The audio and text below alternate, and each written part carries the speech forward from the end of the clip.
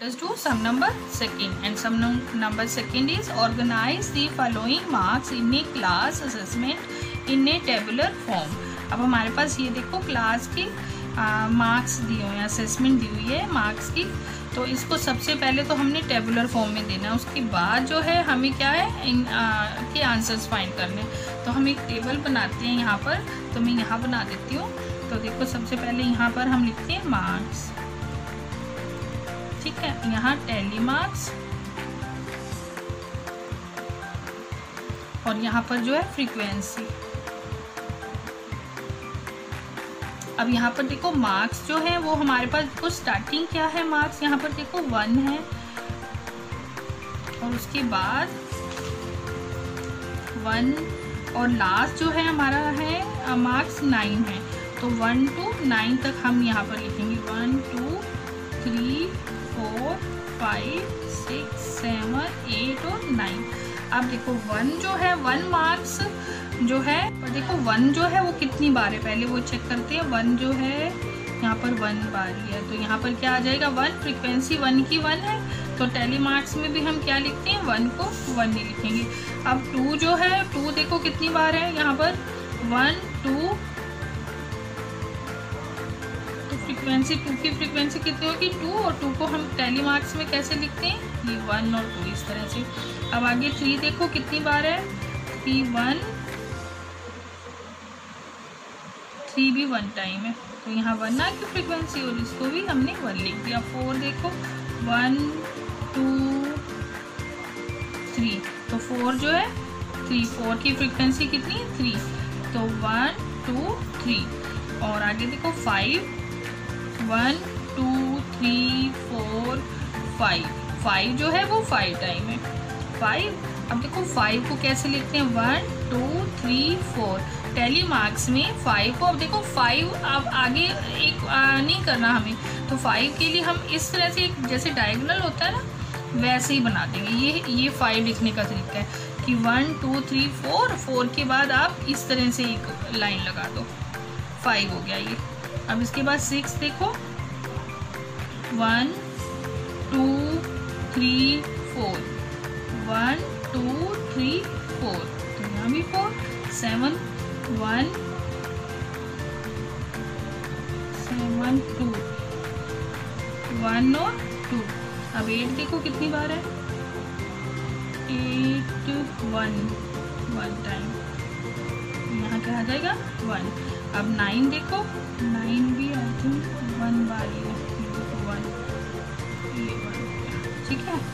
अब इसका एक बार टोटल चेक करते हैं, तो क्या आ गया 2 और 1 3 4 5 6 7 और 5 12 और 4 16 17 18 19 और 20, तो टोटल हमारे पास कितने 20। तो यहाँ पर टोटल भी आ गया हमारे पास 20।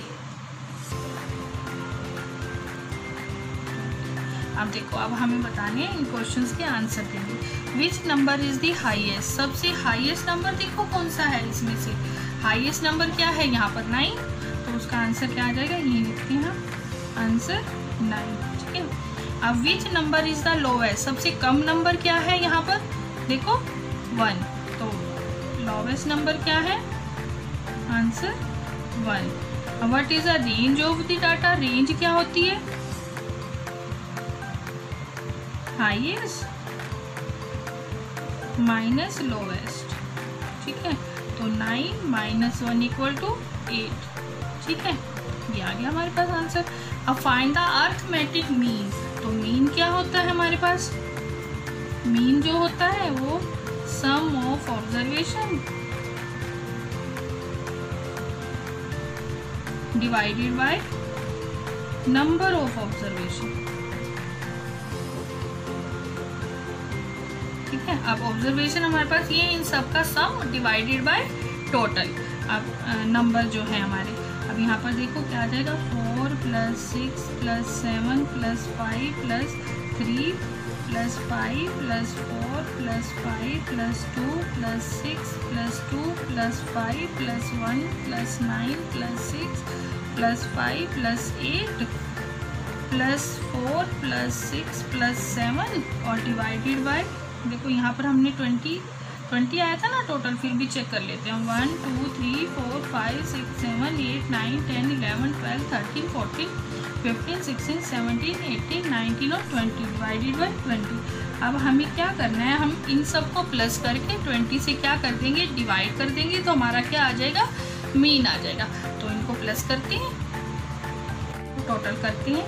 4 और 6 10, 10 और 7 17, 17 और 5 22, 22 और 3 25, 25 और 5 30, 30 और 4 34, 34 और 5 39, 39 और 2 41, 41 और 6 47, 47 और 2 49, क्या 49 हो गया, 49 और 5 49 और 5 कितना हो गया, 54, 54 और 1 55, 55 और 9 कितना हो गया, 64, 64 और 6 70, ठीक है। 70 और 5 75 और 75 और 8 कितना हो गया, 83, 83 और 4 87, 87 और 6 कितना हो गया, 93 और 7 100। तो ये हमारा क्या बन गया, 100।